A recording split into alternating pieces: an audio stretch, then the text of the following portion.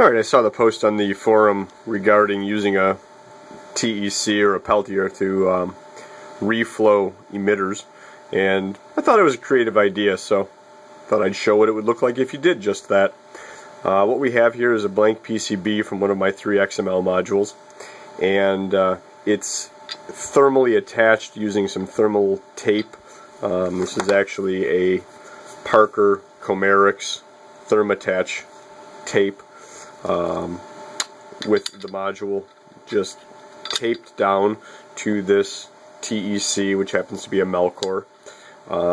This is a roughly 200 watt TEC, so it's a fairly high powered TEC module, and got some wires running back to my power supply, which is capable of giving up about 60 volts at about 60 amps, so way more than we need. I'm going to limit it, as a matter of fact, to about 4 amps. So I'm going to pause this just for a minute, and I'll show you what I'm going to use here. This is some Alpha 5100, which is a 63% tin, 37% lead solder paste in a no clean variety, so that I don't have to wash it. This one here is, I believe this is a 700 gram tube. Yeah, it is, actually. You can see it right on the screen there. And it's pretty recent.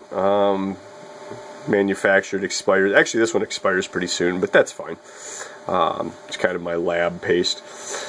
So this is the paste I'm going to use, and I'm going to put this on pause just for a minute. I'm back here. This is solder paste, and you can see it's about the consistency of maybe peanut butter or you know, something of that nature.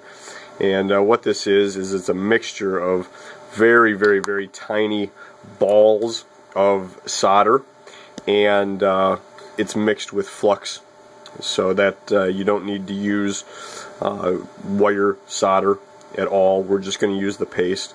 So once again, I'm going to put this on pause, and I'm going to use this X-Acto knife that I have here to just dip it in the paste and spread it where I want it to be on the module here. So be back in a moment.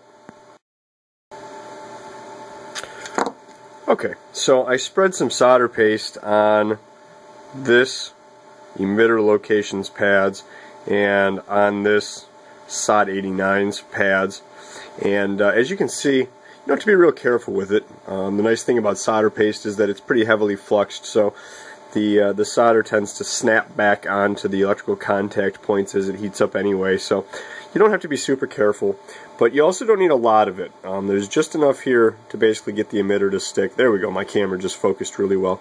And you can see it's not caked on by any means, just enough to cover the pads, and you don't even have to cover them completely because the solder will spread out as it turns molten. And that's pretty much it. So I'm just going to take the parts. You know, here's a SOD 223 or a SOD 89. And we'll just set that one down. And here's an XML emitter, and we'll just set that down. Completely useless with my left hand, but I'm holding the camera with my right, so pardon the fact that I'm shaking all over the place here. Okay, so there we go. The emitter is set down. The SOD 89 is set down. And I'm going to turn on the TEC module now. I'm going to power it with about 4 amps of current, which will end up being, I believe that's about 16 volts, so about 50 watts roughly is what I'm going to put into this TEC. And I'm going to go ahead and do that. I'm going to turn the power supply on right now.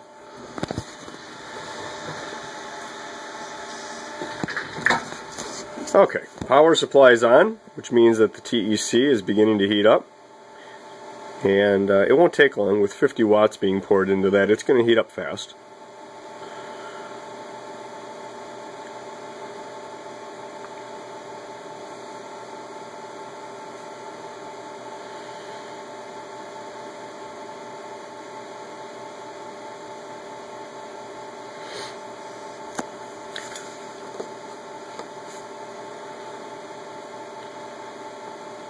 Yep, definitely getting hot. As a matter of fact, the little edges of the therm-attached tape that aren't... Oh, there it goes. You saw the solder, and there we saw the XML snap into position. There it goes. It's floating, and it's done. So I'll turn the power supply off. Okay, power supply is off, so it's cooling off now.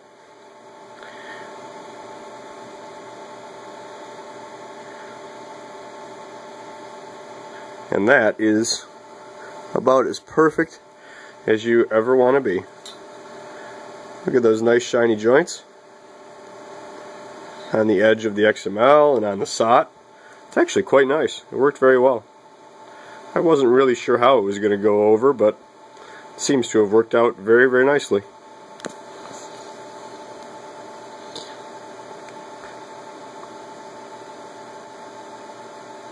So, that's about it. Those are now soldered, and yeah, that's already cool enough to touch. I mean, it's not exactly comfortable on the finger, but that's beautiful. And because I use no clean paste, that's ready to go. Doesn't need to be washed, doesn't need anything. If I had placed all the parts in the paste, this would be a functional module. So, like I said, interesting idea with the TEC. I like it. As Texas Pyro had mentioned, do not run AC into a TEC module. No house power, no wall socket plug. Very bad idea.